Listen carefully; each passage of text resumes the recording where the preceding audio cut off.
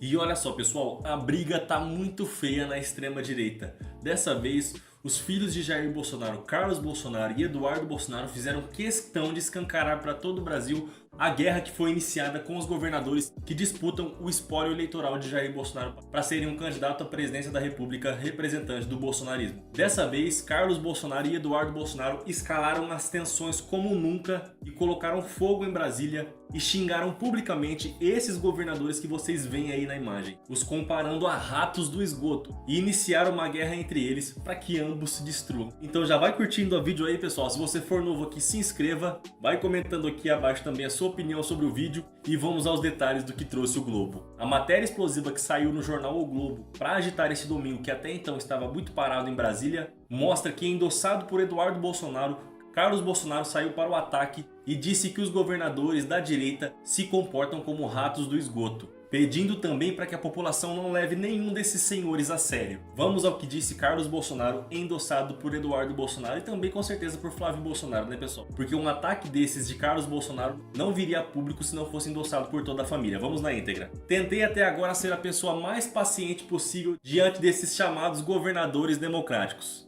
Mas os fatos todos os dias me provam que não há como levar nenhum desses sujeitos a sério. Enquanto Jair Bolsonaro está preso, doente e sendo lentamente assassinado a cada dia que passa, ô dozinha, ele compara aqui com o Clezão, que morreu na prisão por complicações de sua saúde, e também Daniel Silveira, que segundo a mídia também está passando por problemas de saúde. Ele diz que os governadores se calam perante a isso. Não colocam de forma espontânea a destruição dos direitos humanos em pauta que transformam o Brasil numa Venezuela cristalinamente. Estão preocupados apenas com seus projetos pessoais e com o que o mercado manda. Isso é desumano, sujo, oportunista e canalha. Não existe outra forma de qualificar tais atitudes. Fingem que vão resolver algo, falam em indulto para os perseguidores da falsa trama golpista, mas depois se escondem atrás da prudência e da sofisticação técnica. Lavam a mão e seguem seus governos como se nada tivesse acontecido. Alegam ter feito a sua parte, mas não passam de cúmplices covardes. A verdade é dura. Todos vocês se comportam como ratos, sacrificam o povo pelo poder e não são em nada diferentes dos petistas. Pera aí, Carlos Bolsonaro, lave a sua boca para comparar esses sujeitos com os governistas que pensam no povo brasileiro, com o presidente Lula que pensa no povo brasileiro, como se esses caras já tivessem feito alguma coisa pelo nosso Brasil. Vamos com calma, vocês podem brigar, a gente torce pela briga, mas não minta, esses caras não têm nada a ver com o presidente Lula ou com os governistas. Mas vamos ao final do texto deles. Limitam-se a gritar fora PT, mas não entregam liderança. Não representam o coração do povo, querem apenas herdar o espólio de Bolsonaro, se encostando nele de forma vergonhosa e patética. Rapaz, as tensões aumentaram dentro do bolsonarismo, hein, pessoal? Carlos Bolsonaro chamou os governadores de oportunistas, canalhas e ratos por, segundo ele, não se importarem com Jair Bolsonaro. Mas ele esperava o quê? O próprio Bolsonaro não se importa com ninguém, só se importa com ele mesmo? Esse cara realmente acha que Jair Bolsonaro cultiva verdadeiras amizades, verdadeiros companheiros políticos? É claro que não, só pessoas que têm interesse em alguma coisa que Jair Bolsonaro tem a oferecer. A verdade é que ninguém suporta Jair Bolsonaro. E assim que Bolsonaro não tiver mais utilidade, ele será descartado, assim como ele faz com todos aqueles que o apoiaram e também não tiveram mais utilidade para eles. Então para com essa choradeira, vocês podem brigar, se destruírem entre si que a gente não está nem aí. A verdade, pessoal, é que esse racha é muito bom pra gente. O que vocês acham? Vai comentando aqui abaixo, deixando seu like, compartilhe o vídeo, se inscreva no canal. Agora partindo para outro vídeo que viralizou, dessa vez do Globo News, pessoal, a jornalista Andréa Sadi expôs a burrada que a Carla Zambelli fez. A bolsonarista deu o maior tiro no pé da história e agora está pagando um alto preço por isso. Olha só o que expôs a jornalista Andréa Sadi ao vivo.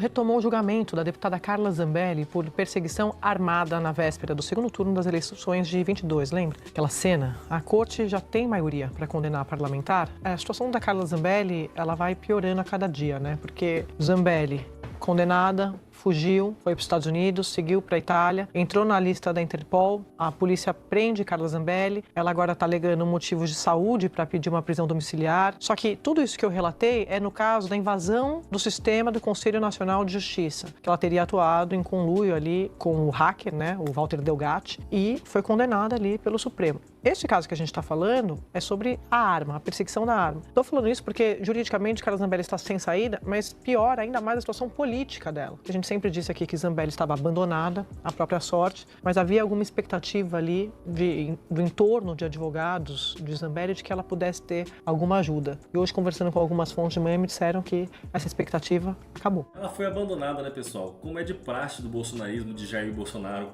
Inclusive, como vocês viram na notícia anterior, Bolsonaro está recebendo o troco na mesma moeda por parte dos governadores bolsonaristas agora, que só disputam o espólio eleitoral de Jair Bolsonaro, mas na verdade não estão nem aí para ele.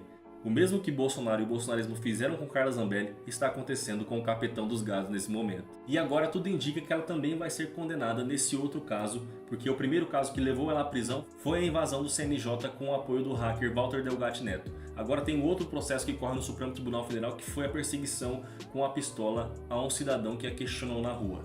As imagens são evidentes, com agravantes, né? Era véspera de eleição e havia, por determinação da Justiça Eleitoral, restrição ao uso, ao porte de arma em áreas próximas às sessões eleitorais, justamente em razão de um temor, né, da violência política armada que rondou aquele processo eleitoral, aquela campanha. Então tem agravantes, o fato de ser uma deputada. Ela perseguiu um homem desarmado, Sim. Luan Araújo, jovem jornalista, e me parece, não sei se vocês vão concordar, mas que a estratégia de Carla Zambelli de fugir para a Itália esperando asilo, abrigo, né, e a partir de lá produzir conteúdos de enfrentamento ao Judiciário Brasileiro, ao Alexandre de Moraes, ao Supremo, né, de cunho político, essa estratégia foi muito mal sucedida. Ela naufragou.